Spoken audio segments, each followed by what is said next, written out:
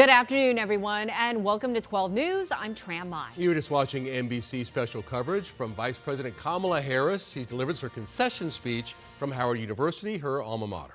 Right, and she talked about a number of things as she was speaking to a crowd, many of them full of tears. But she talked about how even though she's conceding this election, she is not conceding the fight that fueled the campaign, the fight for the nation's ideals. She talked about dignity, kindness, hard work, and the fight for our country. And she closed with an adage, only when it is dark enough can you see the stars, giving America hope and hopefully filling them with light. All right, here's more of what she had to say.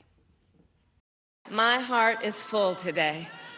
My heart is full today. Full of gratitude for the trust you have placed in me, full of love for our country, and full of resolve.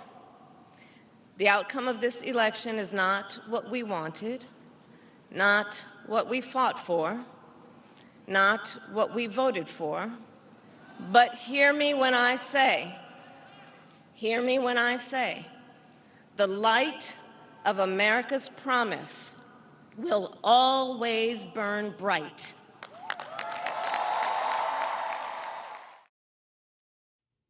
Heard an excerpt of Vice President Kamala Harris addressing the crowd from her alma mater at Howard University. Right now, we want to do some in-depth analysis on not only the race, but her speech. With that is Troy.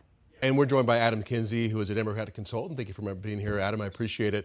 And while I'm sure the presidential race was disappointing here in Arizona, there have been some good Democratic successes. So let's talk about both. First of all, what are your thoughts on the speech from Kamala Harris? I mean, I thought it was exactly what the nation needs. She needed to explain that this is a peaceful transition of power. This is how we do it in the United States. But also, she didn't pull her punch when she said, we're continuing this fight, though. The struggle remains. And so while we can be gracious and we can have a peaceful transition of power, we are not giving up the fight for this country. And I think she struck both chords very well. A surprisingly big win for Donald Trump at this point. I know it's too early, really, to diagnose what happened. I mean, but if you could do it in a nutshell, what are you looking at?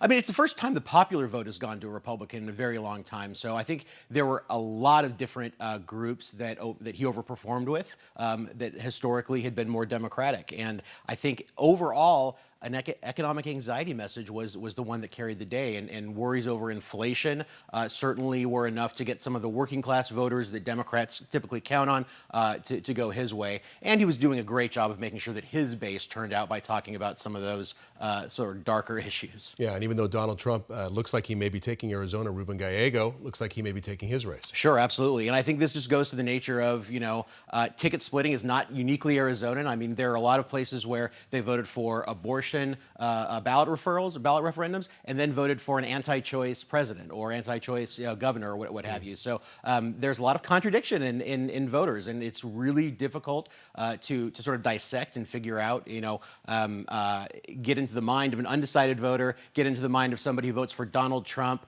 the Abortion Initiative 139, and Ruben Gallego. There are a lot of those folks in Arizona, and it's going to be our job as political analysts to figure out how we go and message them next time around. And then how do you do that? I mean, I know it takes time, right, to really dig in and find out who your voters are, who would do something like that. Exactly. I mean, you look at the what we call the precinct level data, and we try to model and try to figure out what that kind of voter looks like.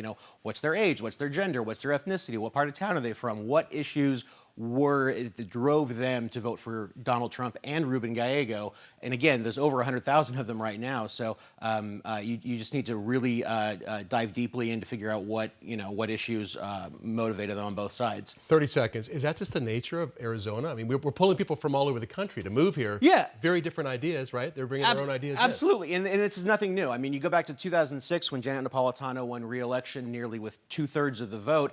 John Kyle also won his election very convincingly. So we had tens of thousands of John Kyle and Janet Napolitano voters, which, if those of you that remember back that far, that seems sort of incompatible. But so we have a long history of ticket splitting in Arizona, and I think it's more popular around the country now as well. Adam Kinsey, thank you so much for joining us. Thanks. Appreciate it. Good insight. Tram.